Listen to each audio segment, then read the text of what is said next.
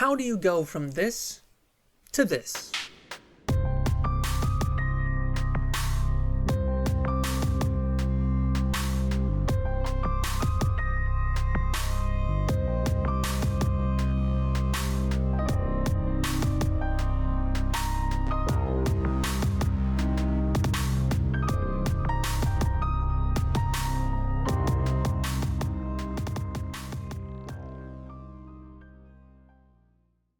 What is up, guys?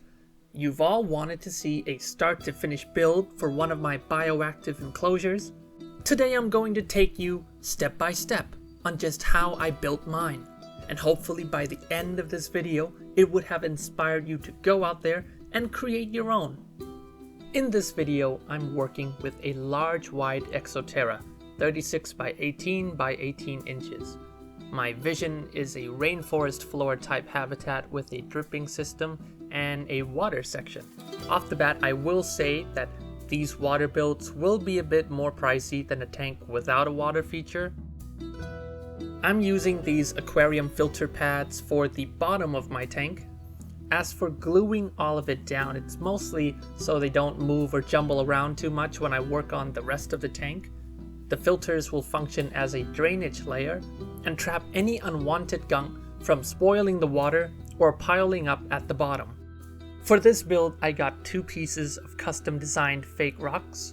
They'll be perfect for my drip section as well as not to make the tank too heavy.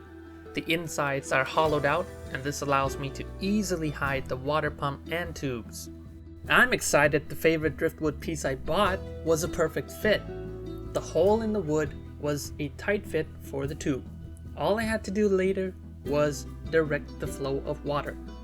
Since the vision for the drip section is clear in my head, I can now go ahead and finish the rest of the bottom, making sure everything stays permanently in place. You can cut and line these filters however you'd like.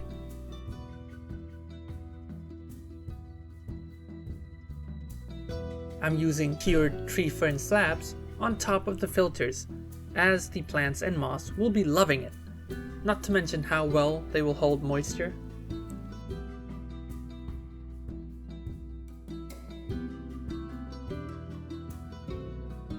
I have a small cork piece settled neatly on the rock, exactly where I want the flow of water to drip from. Now you can see I'm still playing around with where I want some of the other pieces of driftwood placed. For the ones I am 100% sure of, I will start gluing it in place. I'm also using the tree fern slabs as the main part of the background for the very reasons I've stated earlier. I grab a couple pieces for this tank, and from what you can see here, I haven't got a clue on where to put them. And that's fine. Nothing gets pieced together perfectly in one session. Some pieces I never even use, since they either didn't fit for my vision or the overall build changed. Don't feel discouraged. We aren't machines and we all make mistakes. If we didn't, then how do we learn anything? Once I'm happy with how everything looks, for the most part of this hardscape, I go ahead and use expanding foam to cover the sides and any gaps. Normally you should lay your tank down empty or bare for this process, but since my build isn't relying on a full foam background and it's a short tank, I can get away with just filling in gaps and securing loose pieces. Do take the appropriate safety precautions when working with these products as always, and be sure to use the expanding foam to your advantage. It's really good at hiding wires or any tubes you don't want exposed. After leaving it over 24 hours to dry, I go in and carve the excess foam with an X-Acto knife. You can use most sharp blades and even fingers to just nib off any unwanted pieces, so don't worry if the foam gets anywhere you don't want it to, as once it's dry you can easily scrape it away. Don't try to clean it off when it's just been applied. Once you reach the desired look, you can go ahead and start painting over it. You can use liquid cement color, or what I use, which is brown shades of silicone sealant. They come in multiple colors. Just make sure it's waterproof and it won't be hazardous to any future inhabitants of the tank. Also, don't be afraid to get messy, cause it's inevitable. Don't worry, once it's all dried up you can easily scrape it off. Just make sure you reach in and cover up any of those white spots from the foam. Once that's done, I quickly stick in patches of dried moss onto the silicone. Since it's not totally dry yet, it will help the moss stick. It'll be good for keeping moisture near the top of the tank once it runs. Some patches of live moss are added as well. I wanted the sides mostly covered up, so that explains why the paint and moss up above the initial background. With the hardscape done, I fill in the water feature, and I'll check to see how the pump is working. I cut the excess length off the tube and run the pump, putting a patch of moss right over it to disperse the flow. Now I gotta make sure this whole thing is working before I seal everything in the back up. Then I start adding the bedding for my water feature, which is gonna be lava rock. The small pores promote beneficial bacteria growth, which will help filtrate your tank, and I add some over the filter as well, which I'll mix with my other substrates. Once that was done, I glued in one more piece of wood, then placed inside a huge rock covered with liverwort. I'm not exactly sure what to call it, but people in Thailand like to culture moss on these rocks, so that's what I'm gonna call it. My main substrate is going to be ADA's Nature Aquarium Aqua Soil. You'll find that as you go along in this process, you don't really know what the finished look will be, and what you find yourself doing is creating the forward steps yourself. Little ideas come to your head saying, oh, what if this went there, or this creates a hide here. All endless possibilities to shape your mold however you want it. I use a variety of mosses to help diversify the look of the scape. Sphagnum, star moss, java moss, and philanotis are what I added most of. Some Rhapidophoras also on some pieces of moss. I'm also a huge lover of Piper, so I'll be adding a few Piper ornatum around the tank, cutting clumps of bulbophyllum orchids and sticking them on the sides either with glue or using a toothpick to hold them in place, as they're quite hard to notice and very easy to cover up. Some Paphiopelodum orchids, or aka slipper orchids, Begonia exotica pink, a couple ferns, and philodendrons. Don't limit yourself or be scared when in the planting process. Everyone goes through this whole trial and error phase before you start to get a feel for each type of plant, how it grows, and just the actual setup needs for it to thrive. I'm also adding a few Sonerila because they do keep their size quite well and never overgrow.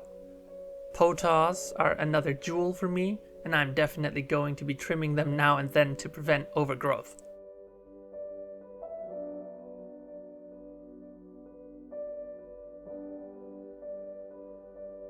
Last but not least, I'm including some fantastic jewel orchids to brighten the look.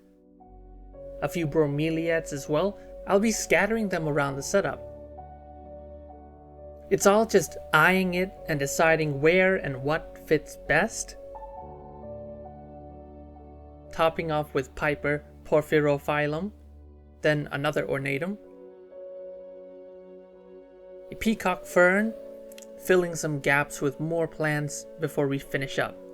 A few more finishing touches, and now we get to the cleanup cruise for this tank. I've chosen to add a small colony of these striking orange dragon millipedes. They'll be feeding on any decomposed leaf litter or organic material.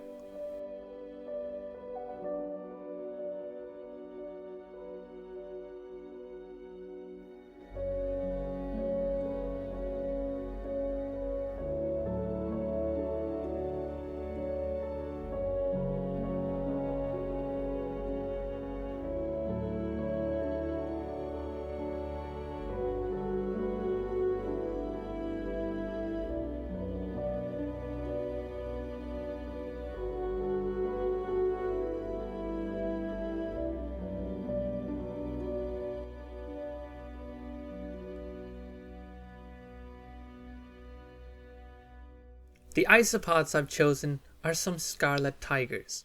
They're not that good at cleaning, but I'm mainly using them as a visual appeal. I'm relying mostly on my springtails to do the cleaning.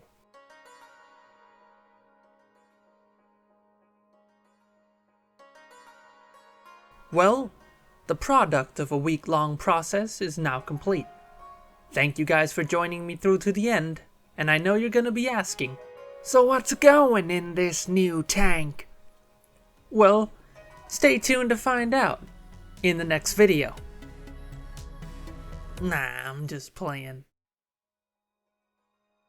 I hereby introduce to you Azemyops Phi. The Phi's viper, a strikingly beautiful hidden jewel of the viper family. They are one of two species in the genus Azemyops, formerly thought to be the most primitive vipers in the world. However, recent studies have shown them linked as a close relative to Crotalinae, the pit vipers. By visual appearance alone, they still stand out to be one of the most bizarrely built vipers out there. Observe their heads.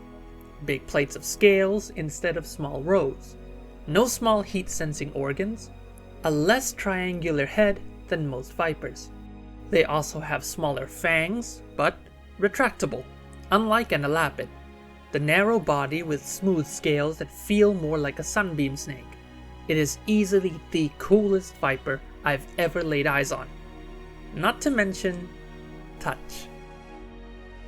Now they are a very sensitive species living in extremely cool climates for a viper, thriving in moist areas in mountainous habitats throughout parts of Vietnam, Laos, Cambodia, and China. Their venom is oddly similar to that of a waggler's pit vipers. Although their venom lacks any blood clotting or uncontrolled bleeding nor muscle necrosis qualities, the potency of their venom is still unknown. Once they had a drink, they just wouldn't stop moving. Every source I've read would state how these snakes are extremely shy and timid, but yet my pair are more curious than anything. They would do loops and loops around the enclosure without breaks, coming up close more often than not. I spend just hours and hours sitting on the floor peeking in on them in awe. They're just an absolute mystery. Their behaviors are understudied, their diets are understudied, so naturally I'm going to get more and more intrigued. Especially when they show me zero signs of being scared. Slithering up my hands without worry, they're definitely unlike any viper I've ever worked with. They move around like they don't even realize I'm some giant ape who'd clap and pee his pants even if they did absolutely nothing. I'll continue to update you guys on how they're doing, and I just wanted to surprise everyone with them right on my birthday. So I hope you guys enjoyed this video, and I'll see you in the next one. Oh wait, there's one more interesting thing I want to show you. Little is also known about their hunting methods. So here I give you a video of my male, quote-unquote, hunting. This 15-minute endeavor was sped up into under a minute of the snake poking his face into the pinky, not eating it, getting spooked out, and then try again. Of the couple months I've had with raising these species, my pair has refused to eat any pinkies. There was one single instance where the male moved a frozen thawed fuzzy 5 centimeters out of the food cup. That was my closest victory. I, however, did have luck with giving them skinks, but the win didn't feel like a win. As in mornings I'd come to check, there would be a few skink tails bitten off and eaten, while the dead skinks remained with multiple bite marks on their bodies, left for dead. They are without a doubt the pickiest eaters of any snake I've kept, and every day I try new ideas to come up with a diet that they'd readily accept. I should just be happy they're doing well from all this, as their numbers in captivity are extremely low. With luck and more research, I'll be confident enough to be a successful keeper and maybe even breeder of Azemyops. So thank you guys again for tuning in, and I'll see you in the next one.